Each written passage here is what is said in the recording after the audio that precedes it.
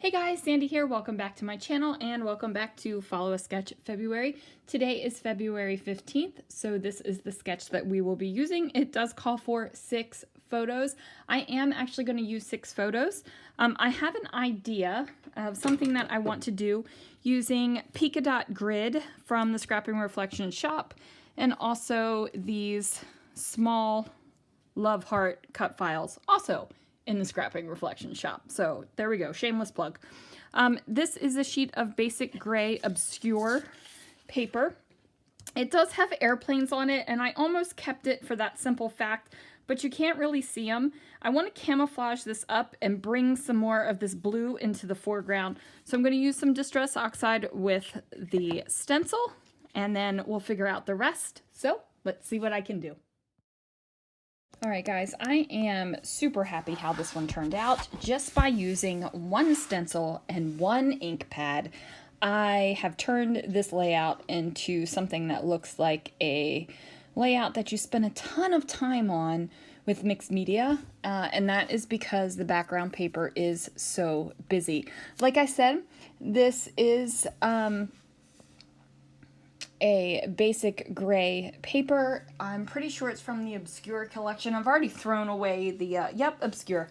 I was like, I threw away the branding strip, but there it is. Now, this stencil is the Dot Grid Stencil from Scrapping Reflections, and I am using Distress Oxide in Mermaid Lagoon to just go over top of the circles. Now, I'm not spending a lot of time over them. If the stencil shifts a little bit, I'm not that concerned, and that is because I am stenciling over such a busy background. Now I am using my little drop cloth thing from my friend Crystal over at Pineapple Papers, and it might look like a mess when it's kind of smushed up into a big old bunch like this, but let me tell you, this thing is beautifully messy and gorgeousness when it is pulled open and you can see it. I'll have to share it somewhere so you can see. So here I have the completed background now. You really can't even tell that those pink marks under there are airplanes, and I didn't even notice them or pay attention to them when I was tearing my paper. I just want it to have a torn edge so that it kind of pulled at those circles. And then it had this stark white edge, and there's really not a lot of stark white anymore on this piece of paper. So I just grabbed my blending tool and then added that same Distress Oxide color over top of the torn paper.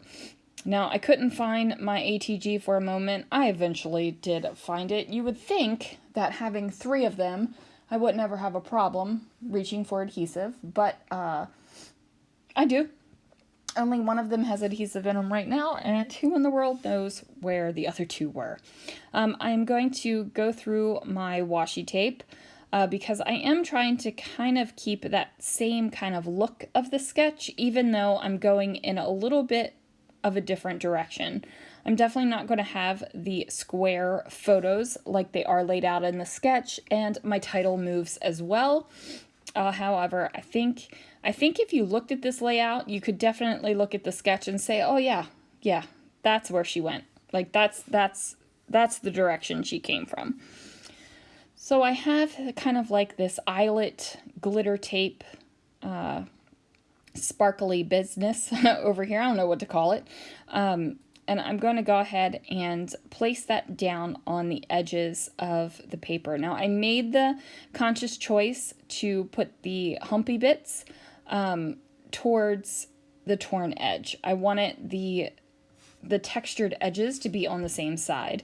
Now I'm trying to go through and find another piece of washi tape that I can kind of use to anchor the glittery, sparkly, humpy tape.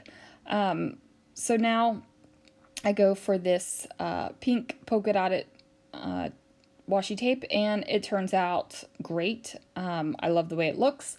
I've also pulled out these Love Heart cut files. They are pre-cut cut files in the shop, and I am going to use 6 of them because it does call for 6 photos. I am also going to go ahead and use my Nouveau Deluxe adhesive to put these down on the layout. Now this is a brand new bottle of Nouveau Deluxe adhesive, you guys, and let me just tell you, I love me a brand new bottle of glue. It gives me super, super awesome joy. The glue is just flowing out freely, immediately. You don't even have to shake the bottle or anything to get it to come out. A new bottle of glue. It's just happiness. So I'm not going to make you watch me glue down all 6 hearts. That's not really exciting. Even though you probably should have left it in because of all of the waxing poetic I just did about gluing down the hearts in the first place. But I have gone into my It's a Small World photos and I have trimmed them down to 2-inch squares, and then I went ahead and matted them on some teal colored cardstock in 2 1/4 by 2 1/4. That's just going to give me a little bit of a visual break between the busy colorful photos and the busy colorful black background. There's just a lot going on, and I really felt that the layout needed that kind of break between the photos and the paper. And plus the blue coordinates with the blue torn edges that I inked, and I really like it. So I pulled out these pink fresh puffy stickers because I thought I could make them work, and sure enough they do. I decided to do the top parts to all have a puffy sticker on the upper right hand corner, and the bottom hearts all to have a puffy sticker on the bottom left hand corner. And it's just to give it a little bit of extra. Even though this page has a lot going on, it still needed a little bit of extra because it still is flat. Especially in the center when it is all paper. So I grabbed some Freckled Fawn Enamel Hearts. These have been in my stash for ages and ages. And I'm just going to go ahead and place them on each of the hearts down here. And I'm also going to give a little bit of decoration to the black strip on either side of the torn paper. And that's going to be because in the sketch there were some flower embellishment type things there, and I just felt like a little bit of hearts was going to be better than anything really big on that stripy bit of paper. So I pull out these stickers. Now these are actually from Gingham Foundry, which is a My Mind's Eye collection, which is very soft and beautiful and blue.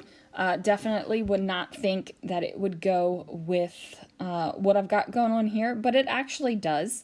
So I'm going to use the letters here to smell. No, I'm not smelling with letters. I'm going to use the words to spell out the word. Wow, you guys. I don't even know why I'm even trying to do the voiceover right now because I obviously cannot speak. So it says Small World, because these are photos from It's a Small World. Now this will go in the Disney album, so nobody's gonna worry like what this actually is because there will be other It's a Small World photos. But if this was in my regular album, I would definitely have to do some journaling to explain what in the world this layout is all about. But since it's going to be in the Disney album and there's going to be context around it, I'm not journaling on this page. There it is, you guys. Thank you so much for watching, and I will see you guys again real soon for another video.